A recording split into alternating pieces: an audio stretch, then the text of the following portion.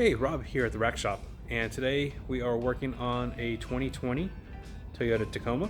We are installing a Yakima Jetstream base roof rack system using the Skyline towers and Yakima's Landing Pad 24. Landing Pad 24 is going to utilize the ditch connection points inside the roof ditch behind me. So this video is just a supplement to the instructions, so make sure you read through those thoroughly before you begin this project. But yeah, stay tuned and hopefully we'll give you some helpful tips on how to successfully complete this install. So stay tuned.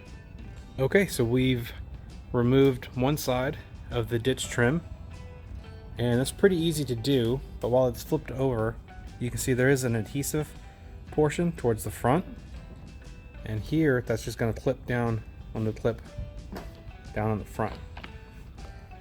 So then everything else just presses into place. Oh, got one hand, but I think you get the idea. So just press it down. So what you can do is kind of just find a corner, peel it up, and then when you get to here, just peel up gently. You don't want to deform. There's a piece of metal within this trim, so you don't want to bend it and deform it too much, but just pull up on that and get rid of the adhesive. And then from here, what you want to do, per the instructions, is find the connection points in the roof. And what you can do is just use your finger and feel along this patch here, and you'll feel a hole. You actually feel two of them. The instructions are calling to use the innermost hole. So there's one. Skip that center one, and then come back here and do the same thing. So there's the second one. So from here, what you'll do, you'll pierce this cover here, clean out the threading,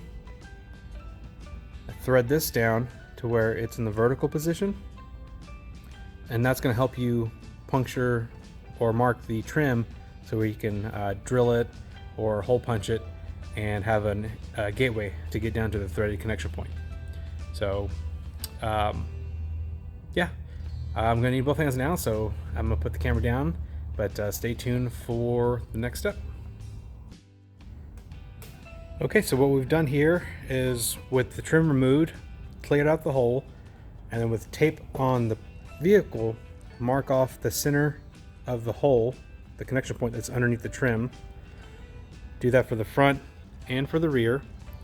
Reinstall the trim, place some more tape on the trim, transferring over that measurement, and then measuring half inch out, doing the same for the rear.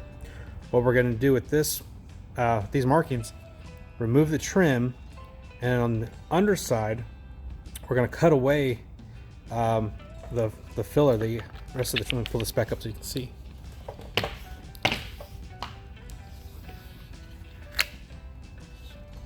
Okay. Yeah, what we're going to do is remove this portion of the trim at a 1-inch section, and that way we're clear for our hardware down below. So stay tuned for that part. Okay, so we've got the trim ready to go back on to get the holes punched in. So what we've done here, you can see we've cleared about 1 inch worth of trim, both front and the rear. We used a combination of some sheet metal shears and a box cutter with a sharp blade. Make sure it's a fresh blade, because I don't know if you have a week to do this install, but a dull blade doesn't get the job done. So from here, what we've done also, we've reinstalled, if you can see there, the little punches that are provided, this time with the point facing up, and you want to thread them in basically as far as you can go, where it's just slightly above the roof itself. So we'll reinstall the trim over the punches, and then we'll just give a little knock with a hammer so it leaves a mark on the underside of the trim, and then from there you'll drill a hole in the trim, and that'll be your access point.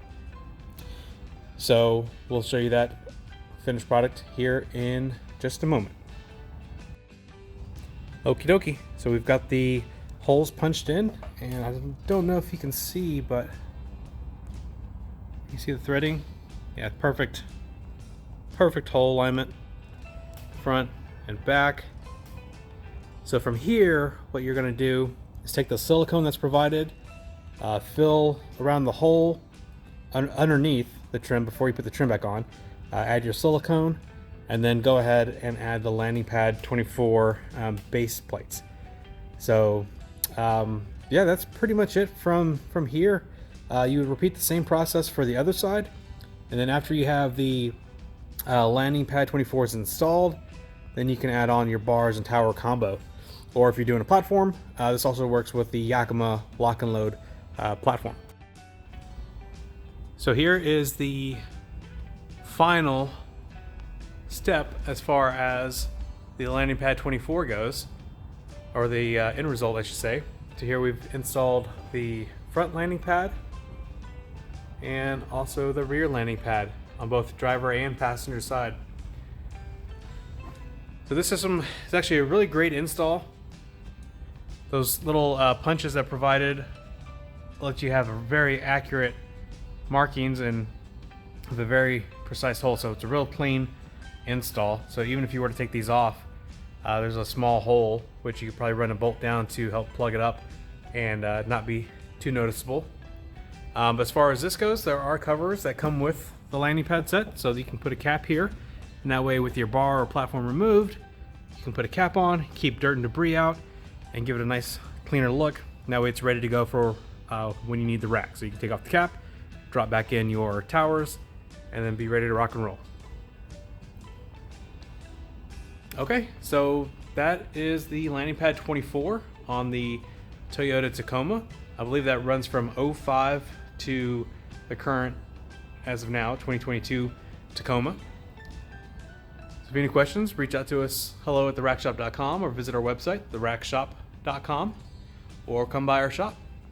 Be happy to talk this over with you or go over your rack options. And thanks for watching.